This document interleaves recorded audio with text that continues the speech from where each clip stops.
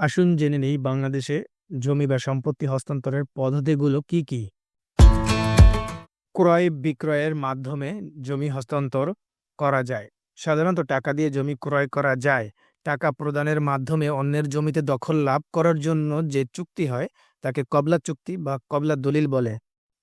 কবলা চুক্তি বা কবলা দলিল হলে এখানে টাকা পয়সা লেনদেন হওয়ার কারণে এবং সরকারকে এটি নির্ধারিত ফি প্রদান করার জন্য এই দলিলটি অত্যন্ত শক্তিশালী হয় এবং এটি সহজে আদালতে বাতিলযোগ্য নয়। জমি হস্তান্তরের আরেকটি উপায় হলো দান করা। কাউকে জমি বিনামূল্যে প্রদান করা হলে তাকে দান বলে। এই জন্য যে লিখিত চুক্তি হয় তাকে দানপত্র দলিল বলে বা দানের ঘোষণা বা হেবার ঘোষণা দলিল বলে। দান আদালতের মাধ্যমে বাতিল করা যায়। মূল্যবান উপহারের বিনিময়ে কাউকে জমি দান করা যায়। কিছু উপহার নিয়ে বিনিময়ে জমি দান করলে তাকে হেবাবিল এওয়াজ বলে। এটি মূলত মূল্যবান উপহারের বিনিময়ে দান বোঝানো হয়েছে।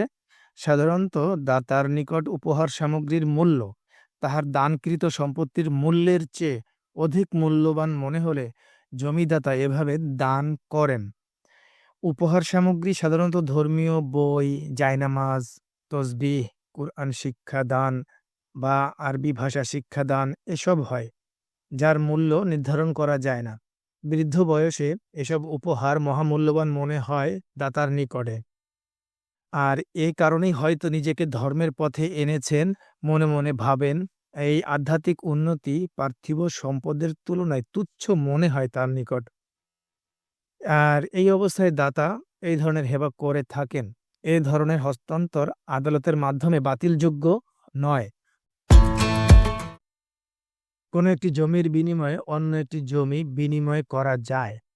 কোনো একটি জমির বিনিময়ে অন্য একটি জমি হস্তান্তর করার জন্য যে চুক্তি হয় তাকে বিনিময় দলিল বলে। সাধারণত কোনো কম মূল্যবান বেশি জমির বিনিময়ে অধিক মূল্যবান অল্প জমি নিতে এই ধরনের দলিল সম্পাদন করা যায়। সাধারণত যে জমিতে ধান বা ফসল বেশি হয়, কৃষক শ্রেণীর মানুষজন সেই জমি নিতে আগ্রহী হয়। এজন্য অনেক সময় নিজের রাস্তার পাশে বাড়ি নির্মাণ উপযোগী জমির বিনিময়ে তাহারা অধিক ফসল উৎপাদনকারী কম দামে বেশি জমি নিতে চায়। ভারত পাকিস্তান যুদ্ধের সময় এই ধরনের দলিল হয়।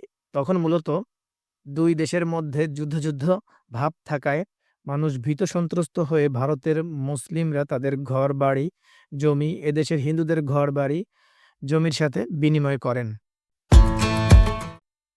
ইজারার মাধ্যমেও জমি হস্তান্তর করা যায়, তবে এটা ক্ষণস্থায়ী হস্তান্তর। নির্দিষ্ট মেয়াদে নির্ধারিত টাকা পরিশোধের শর্তে বছর বছর বা কয়েক বছর পর্যন্ত দখল প্রদান করার জন্য যে চুক্তি সম্পাদিত হয় তাকে ইজারা চুক্তি বলে। এটাই মূলত ইজারা দলিল। দলিলে কয়েকটি শর্ত যুক্ত থাকে, আবার নাও থাকতে পারে। সাধারণত সরকার কর্তৃক ইজারা প্রদান করা হয়। ইজারা মেয়াদান্তে জমির দখল ইজারাদাতা প্রাপ্ত হন মর্মে গণ্য করা হয়। যদি ইজারার মেয়াদ শেষে ইজারা গ্রহীতা জমির দখল ছাড়তে না চান, ইজারাদাতাকে হুমকি ধামকি ভয় দেখান, তবে ইজারাদাতা আদালতে দখল উচ্ছেদের মামলা দিতে পারেন।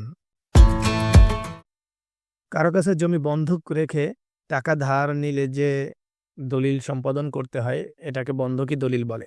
টাকা ধার নিয়ে জমির দখল হস্তান্তর এবং ধারের টাকা ফেরত দিলে জমির দখল পূর্বের মালিককে বুঝিয়ে দেওয়ার শর্তে এই চুক্তি হয়। কোনো লোক 50,000 টাকা নিয়ে ধারদাতাকে জমির দখল বুঝিয়ে দিতে পারেন।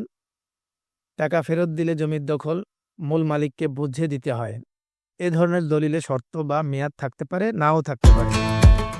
জমি বন্ধক রেখে টাকা ধার নিয়ে এবং নির্ধারিত মেয়াদে জমি ভোগ দখলের শর্তে যে চুক্তি সম্পাদিত হয় তাকে খাই খালাসি বন্ধকি দলিল বলে। এই ধরনের চুক্তিতে বা দলিলে টাকা ফেরত দেবার কোনো শর্ত থাকে না। সাধারণত 3 থেকে 7 বছর পর্যন্ত ভোগ দখল করার মাধ্যমে ঋণদাতা ব্যক্তির অর্থ উসুল হয়, ঋণ গ্রহীতার ঋণ শোধ হয়। দলিলে নির্ধারিত মেয়াদ অন্তে জমির দখল ঋণ গ্রহীতা মালিককে বুঝিয়ে দিতে হয়। মেয়াদ অন্তে যদি কোনো ঋণ গ্রহীতার জমির দখল বুঝে পেতে সমস্যা হয় তবে তিনি আদালতে মামলা দিতে পারেন। উইলের মাধ্যমেও জমি হস্তান্তর করা যায়। উইল হলো মূলত ইচ্ছা পোষণ করা।